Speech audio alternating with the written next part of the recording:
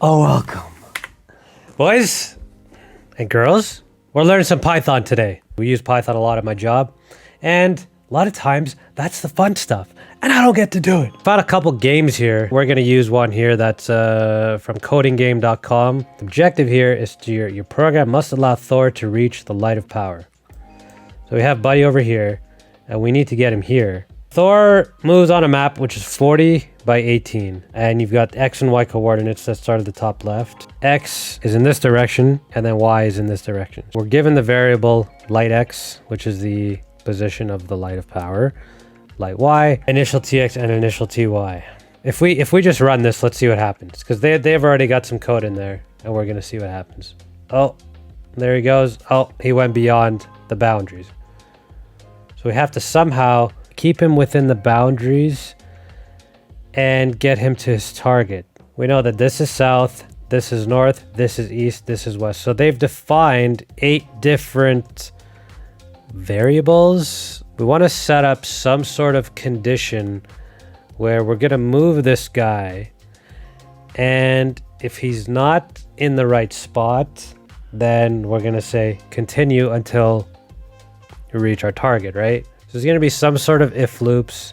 There's going to be probably a lot of if loops. So our light X, this is our position of our lightsaber thing there, and you initialize it. So we'll call Thor X our initially it's our initial, and they've already defined the initial TX, okay?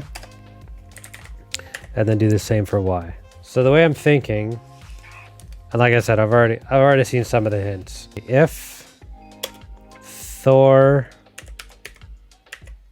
X, you can say not equal to light X, or is it double equals? Yeah, it's a double equal. We have to define some direction variables too, which I think actually go inside the loop. Maybe we initialize the direction. I don't really know. We're just gonna write it out, and then we'll figure it out later. So if Thor X is not equal to light X, then basically we have to move, right? And how they define move here is by printing. So if you want to move, if you want to prompt it to move, you print, and then you insert the direction that you want to go. If Thor X is less than light X, then we're gonna move. So if we're here, then we have to move east. We got the compass here, nice. If Thor X is less than light X, like this position, then we have to move east. Go move east. Else, if Thor X is greater than light X, we're going to move west. Like, what happens if we try and run this? This is not good. Didn't do anything. Type error not supported between instances of int and string. I'm not sure what's going on here, because I've got what I think is an integer here.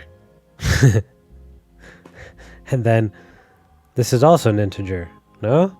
Okay, so look, we've initialized our current positions, like I'm pointing, like you guys can see. Initial condition of our X coordinate, initial condition of our Y, and these are our current positions. While true, read this. This is they've implemented these, and then they define their direction coordinates inside of the loop. So we define them on the outside, and see, like this is where the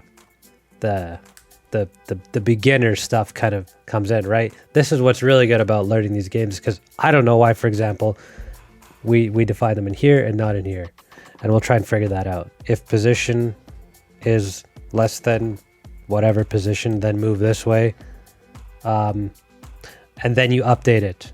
Yeah, they don't command that. Like, this is how you command to move is this print condition. That they don't do that in the loops. You're going to set your direction east, right? And then your new coordinate is going to be updated. New Thor X is Thor X plus plus 1. Something like this. This doesn't look right. So then the last condition is if we're in the right spot, then you just want to end it. And I'm not sure how to do that. I think maybe break, something like that. And then we just do the same thing for the y coordinate. You have to have some print output here, but I don't see it. Like I thought that the loops all take care of. Cannot assign to operator at line 26. Oh, this is how you write it. Okay. Let's see what happens.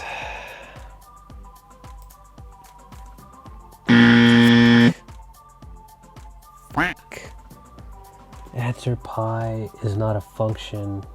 This is what's really fucking me up here. It's saying that I'm comparing an integer to a string. If Thor x is greater than light x. What the fuck? Okay, that's what I have. Okay, we have that. So we got that right. And then we have that right. And they don't have an end break here. I would have thought you need another statement to say, well, if Thor x does equal light x, then you break it. But maybe by default it breaks it. Okay, we'll save ours.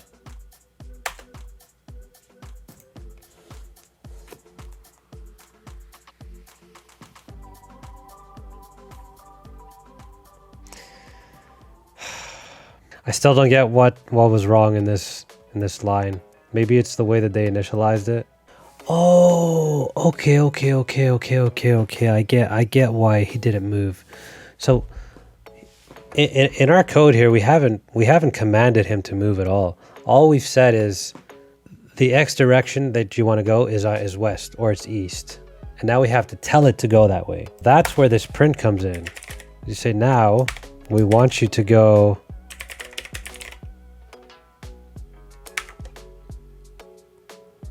direction x. Let's yeah, we gotta line this up. That makes sense. Ah, there we go. I'm also curious why we didn't have to initialize. Oh no, I get this. Oh, okay. So okay. So in this line, they've initialized these 4 variables. And we have to initialize our current position. That's why we needed this. So like writing, initial tx, is it like that's redundant? That's already been done. And we can probably run this and it's gonna end up with the same thing. No, it doesn't. Okay, so I don't know what the hell I'm talking about. Oh, because okay, I get it. Because when I do this, like this is what I've seen done though. Is initially when you define, I don't know. I get it. So anyway, we were close-ish. The last thing I want to figure out is why we had to define these in here instead of out here. What if we took these 2 out and we define them out here? Well, I guess it does work. Either way.